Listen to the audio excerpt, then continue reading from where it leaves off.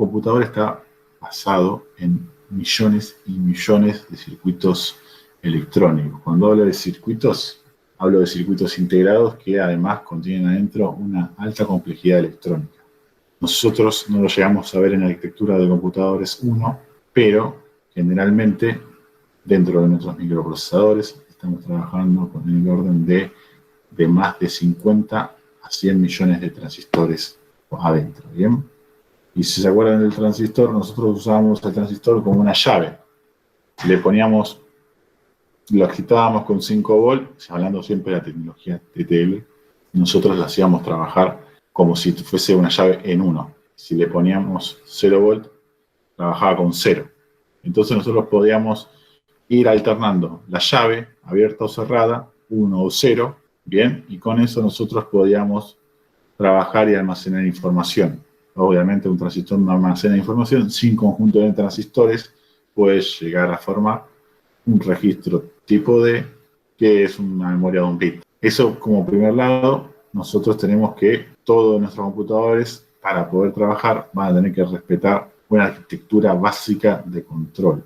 Nosotros al finalizar arquitectura 1 hemos mencionado dos tipos de arquitecturas muy viejas, que son la arquitectura Harvard y la von Neumann. Que una está basada en el procesador y la otra en el microcontrolador. Va por ahí. O sea, una es la von Neumann, está pensada para lo que es procesadores, bien, y la arquitectura Harvard está pensada para todo lo que es un microcontrolador, y todos sus periféricos, bien, porque nosotros, o sea, cuando hablábamos de arquitectura Harvard y poníamos a un microprocesador, es como que le faltaban componentes. Entonces, siempre la von Neumann es más chica que Harvard. Y además en la Harvard también la diferencia más importante es que teníamos una memoria para las instrucciones y una memoria para el proceso. Eso era importante en Harvard, ¿no?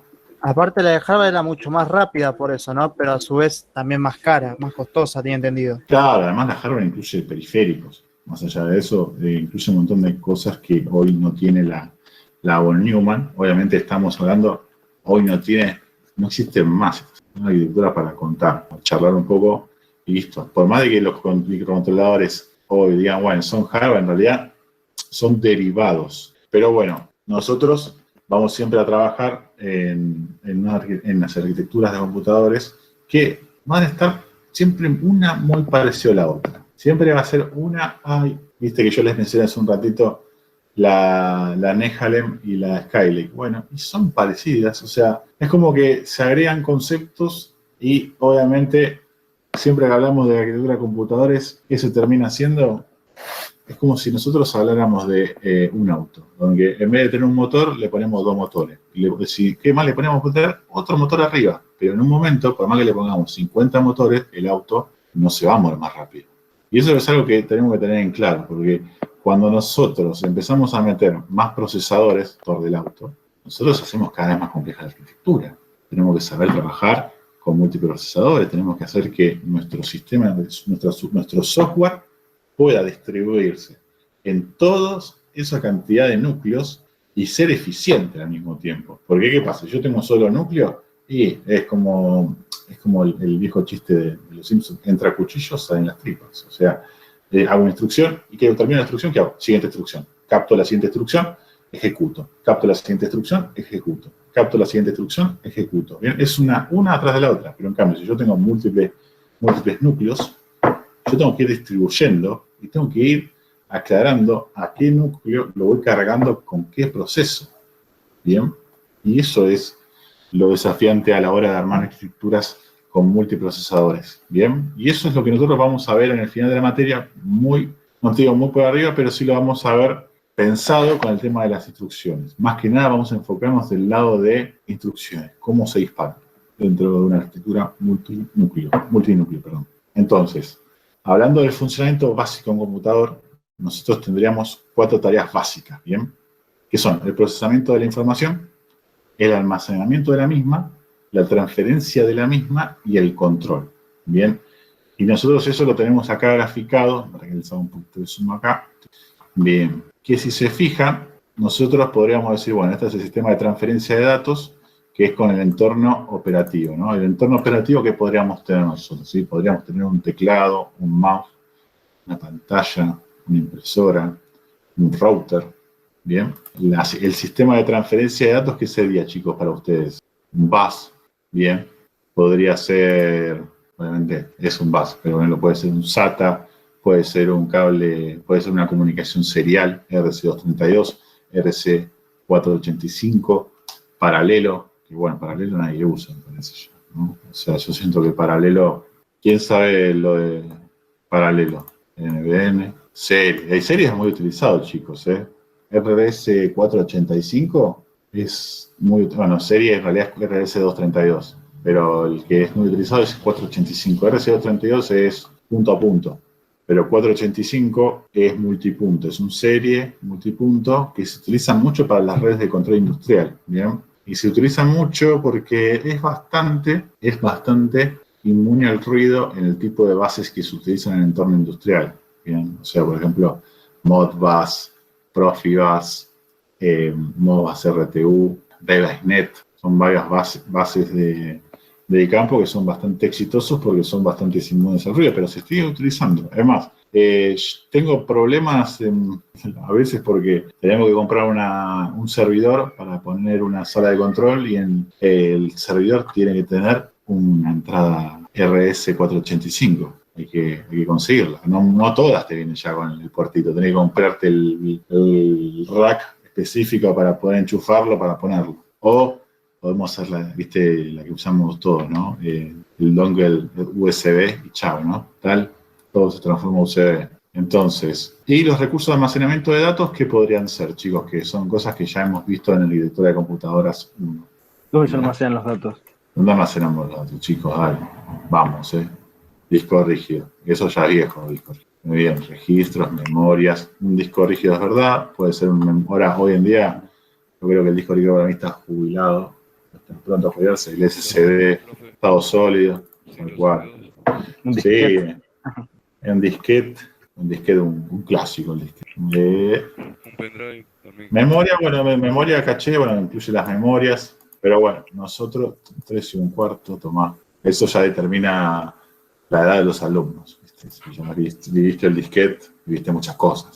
Entonces nosotros podemos decir que nosotros podemos almacenar memorias de operación y memorias de largo plazo. Eso es importante, porque ahora cuando lo volvamos a ver el tema del mecanismo de control, nosotros sí necesitamos trabajar, como ya hemos visto un poquitito en arquitectura 1, nosotros necesitamos una memoria para las cuentas a mano, ¿viste? El machete de mano, y necesito tener mi almacén de datos lejos, como si tuviese un archivo gigante de información, pero yo necesito tener un cuadernito a mano que tenga toda la información rápida para hacer movimientos rápidos de información, que eso sería nuestra memoria RAM, no la caché. La caché es lo que tenemos nosotros, o sea, yo siempre le hago una analogía que es nuestra memoria inmediata, bien, es lo que nosotros nos acordamos rápido y lo podemos disparar rápido, no es lo que nosotros tenemos en el cuadernito que entramos y miramos. Eso para mí es como que hay velocidades. Lo que yo me acuerdo hago la analogía que es la caché. Lo que tengo en el cuadernito en la mano es la RAM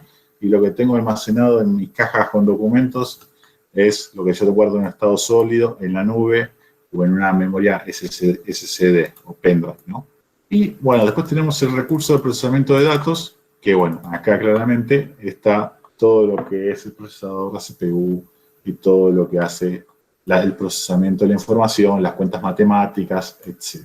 Bien, y todo el mecanismo de control, bien, son las diferentes interconexiones que tenemos en la CPU, como la placa madre, bien, que centraliza todo. O sea, si bien yo tengo acá el procesador, que es como siempre nuestra estrella del equipo, siempre cuando tenemos una computadora, la placa madre es todo el mecanismo de control que nosotros necesitamos para que todo esto funcione en sinfonía. Bien, yo cuando me armo una computadora, que no me armamos un montón, soy bastante celoso de qué placa madre le voy a poner, no le pongo cualquier cosa. Aunque mucha gente no le da bola a eso. Siempre cuando se arma una computadora, se arma acá. Y vamos a comprar la más barata. A ver, entro al Mercado Libre, 2 pesos, ¿y qué le puse arriba? Le puse una i9. Y dije, bueno. Placa madre Biostar. Sí, le ponemos una de juguete. Por eso. Entonces eso no está bueno. O sea, eso lo vamos a ir viendo. Qué tipo de placas madres hay y por qué son importantes las mismas. Bien, pero bueno.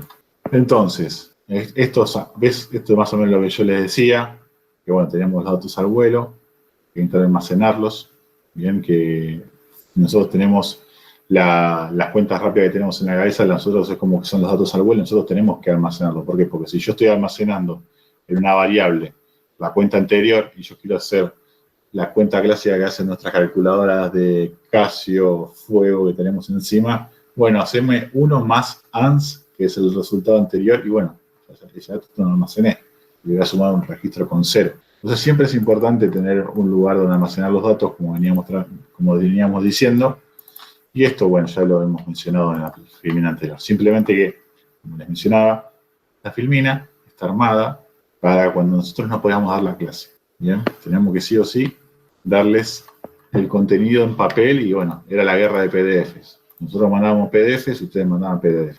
Entonces, nosotros dentro del computador, mediante el mecanismo de control, nosotros vamos a tener 3 flujos de datos posibles. Una combinación de leo un dato que tengo almacenado en mi memoria y opero con eso, o sea, circuito amarillo, y después vuelvo a escribir en mi memoria, ¿bien? O una comunicación del exterior con mi memoria, bien, donde obviamente yo sí o sí la tengo que procesar, tengo que leer las operaciones, captar las operaciones y escribir en memoria, después leer en memoria, captar y escribir al entorno operativo de afuera, o directamente vamos a poder trabajar con el mecanismo de control directamente con el entorno operativo. Bien, ¿qué sería esto? Una transferencia de datos, bien, por ejemplo, o líneas de comunicación. Pero bueno, básicamente estos serían todos los mecanismos posibles que podríamos tener, o sea, todas las transferencias de información que podríamos tener dentro de nuestro computador, de información, de escribir o leer directamente acá, escribir, procesar y leer, procesar y escribir, o al revés, o viceversa, o como les mencionaba, de manera interna o directamente una transferencia de datos entre dispositivos. O sea, por ejemplo, ¿esto qué sería? Y bueno, esto sería desde el pendrive, le estoy pasando la información a otro pendrive, o a una memoria SSD que no pertenezca a los recursos de almacenamiento internos, ¿bien? Bien, esta sería otra manera, o sea, ustedes cuando vean el libro, van a ver que nosotros lo que hemos hecho es el resumen y hicimos todos los dibujos de vuelta. Eso capaz es una manía capaz mía de que yo soy muy celoso de hacer mis propios dibujos. Pero bueno, como ven acá, esta figura del computador, nosotros esto sería como nuestra computadora resumida en un redondel donde tenemos las líneas de comunicación y los periféricos, y si le hacemos un zoom out no, al computador, nosotros vamos a poder ver que tenemos dentro de él 4 dispositivos. Bien, las entradas y salidas, que son los que se encargan de hacer la comunicación y transferir los datos entre el computador y el entorno externo, la memoria principal, que es la encargada de almacenar los datos, la unidad de procesamiento central, que es la que va a controlar el funcionamiento del computador y va a llevar las tareas de procesamiento de datos, ya sea que sea de un solo núcleo o de varios núcleos, y ahí eso lo vamos a ir aclarando, y la interconexión de la CPU. Bien, este sistema de interconexión va a conectar la CPU con la memoria principal y las entradas y salidas, y también con la diferente cantidad de núcleos que tengamos en nuestro procesador. Bien, esto es importante. ¿Por qué? Porque si bien nosotros acá estamos haciendo memoria principal, a medida que nosotros vamos agregando núcleos, tenemos que agregar el núcleo y una caché, el núcleo y otra caché, el núcleo y otra caché, porque cada núcleo lleva su propia caché. Bien, y eso lo vamos a ver en un rato, que el rato va a ser aproximadamente 7-8 semanas. Bien, pero bueno, eso lo voy aclarando ya desde vamos, porque en el final, gente que me dijo que hay un solo caché para muchos núcleos y yo me terminé enojando. Y solo eso lo voy a decir. Perdón que le digo filmina, no sé si cómo lo prefieren que les diga. Filmina, presentación. Yo estoy medio chapado ahí a la antigua, le digo filmina. Diapositiva. Diapositiva, profe. Diapositiva, ¿viste? Ahí se están riendo en el chat de fondo. El profe le dice filmina. Por Dios. Bueno. Siguiendo la estructura del computador, ¿se acuerdan que nosotros empezamos acá? El computador, y ahora nosotros lo que vamos a hacer es un zoom in en la unidad de procesamiento, ¿bien? Donde dentro de la unidad de procesamiento nosotros vamos a tener los registros, ¿bien? Que van a proporcionar el almacenamiento interno necesario para la CPU, ¿bien? Cada núcleo tiene sus registros, lo aclaro, ya lo estamos tratando como si hay varios ya, no vamos a trabajar más con uno, ¿bien?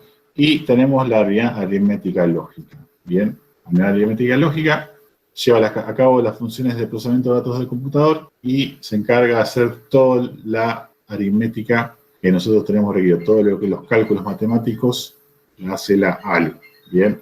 Ahora, es importante entender que la ALU simplemente está en un esquema master-slave, donde la ALU es la slave de la unidad de control. Cuando hablo de master-slave, quizás ustedes no lo conocen, pues es un término muy electrónico, donde nosotros tenemos un controlador, un maestro y un montón de equipos esclavos. Y la unidad aritmética lógica es un esclavo de la unidad de control, ¿bien? Hace todas las cuentas matemáticas que requiere la unidad de control. Y no pregunta ni pero, ni cómo, ni qué. Eso igual ya sí, no toma decisiones, solamente opera. Profe, Eso, las órdenes del ciclo de interrupción vendrían de la unidad de control, ¿no? En este caso. correcto. Pero bueno, el tema de las interrupciones es un tema muy lindo que hay que tocarlo más adelante. Pero las interrupciones, y esto te lo voy adelantando ahora, hay interrupciones por prioridad, ¿bien? Y tenés las interrupciones por software y por hardware, ¿bien? Y tenés interrupciones positivas y negativas. Entre más negativa es la interrupción, más prioridad tiene. Y hay equipos que te pueden alertar, che, tengo un problema. O sea, la interrupción te la puede disparar un equipo externo, ¿bien?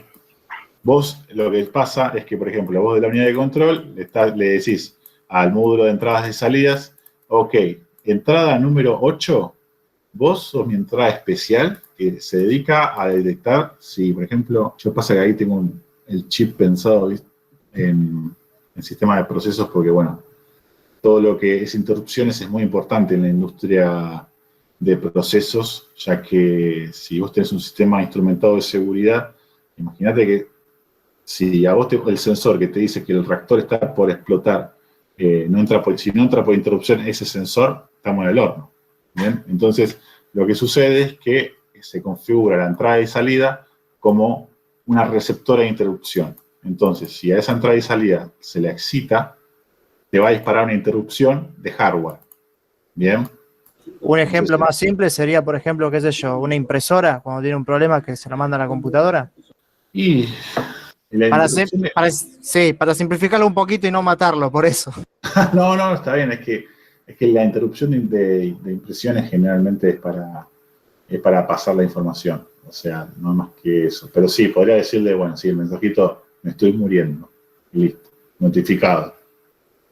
Tomar una medida al respecto, pero sí, la realidad es que la interrupción por hardware, la interrupción puede ser por periféricos, sin problemas, ¿bien? Pero tiene que estar configurada esa interrupción. Nosotros generalmente, dentro de nuestra CPU, siempre vamos a saber cuáles son las interrupciones. O sea, nosotros, si algún día tenemos que programar interrupciones, nosotros vamos a ir al manual de nuestro procesador o microcontrolador, ya sea lo que ustedes estén programando, y van a fijarse las interrupciones que tiene y cómo se disparan cada una de ellas, ¿bien? Eso es importante, porque ustedes tienen que saber trabajar con las mismas, y en caso de que las requieran. Generalmente las de hardware son las que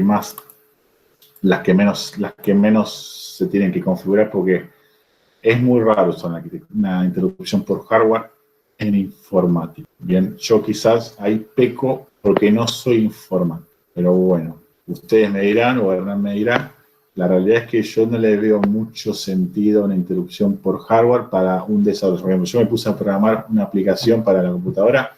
Es muy raro que yo requiera trabajar con las interrupciones de hardware de mi computadora. ¿Bien? ¿Me explico? Sí con las de software, pero las de hardware son propias de tu computadora, de las que maneja el BIOS. Che, el sensor del microprocesador está prendido fuego. Esto va a explotar en cualquier momento. ¿Qué hago? El BIOS, interrupción de hardware, chao, apagamos, listo. Esa es una interrupción de hardware, ¿bien? Pero nosotros no tenemos control sobre las mismas. ¿Me explico? Sí, no se profe, tiene gracias. en cuenta a la hora de programar la interrupción de hardware. ¿Cómo, Hernán? Ahí justo no. No, decía que no se tiene en cuenta la interrupción de hardware a la hora de programar. Claro, bien. Sí, las interrupciones de hardware generalmente las gestiona la BIOS, bien, y son para proteger a la PC generalmente, y nosotros sí las podemos configurar, o sea, te tenés que meter muy adentro para configurarla a tu PC. Bien, yo estoy pensando de que ustedes van a trabajar si trabajan en alguna multinacional, en la parte de IT o OT, si trabajan en IT o OT, ustedes tienen que tener en cuenta estas cosas de trabajar con interrupciones de hardware, porque generalmente las vulnerabilidades, generalmente las podés anticipar con sensores. Bien. Bien, por ejemplo, no sé, estamos en una sala de servidores y se acabó el aire acondicionado. Por temperatura, nuestros servidores van a tener que ir a un shutdown, perdón. Bien, porque no se lo va a probar. Obviamente estamos imaginándonos una sala que tiene un servidor colosal que si se le apaga el aire acondicionado se derrite. Bien, puede pasar, no te digo que pase. O una granja de minería, profe. Una granja de minería ahí con los chicos ahí en el fondo con las GPUs ahí. Ustedes son responsables de que los gamers no puedan jugar a la PC. Pero bueno, eso es verdad. El otro día, yo eso se lo comento como algo gracioso, pero es verdad.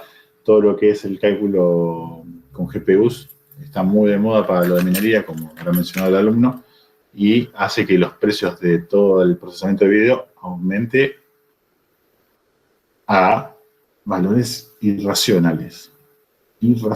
O sea, estamos hablando de que ya es prohibitivo tener una placa de video en una computadora. Bien, pero bueno, es para la gente que consume minería de datos o consume videojuegos, pero bueno, no sería necesario. Compré las no, ni idea, no sé qué es, chicos. O sea, yo le hablo de GPUs. Yo no tengo computadora. Tengo la computadora de laburo y... Una placa de video que en diciembre salía 35, profe, y ahora se fue a más de 100. Uf. Como Nipia. Y se fue con el tema del Bitcoin, ¿viste? No, el Bitcoin te funde, ¿eh?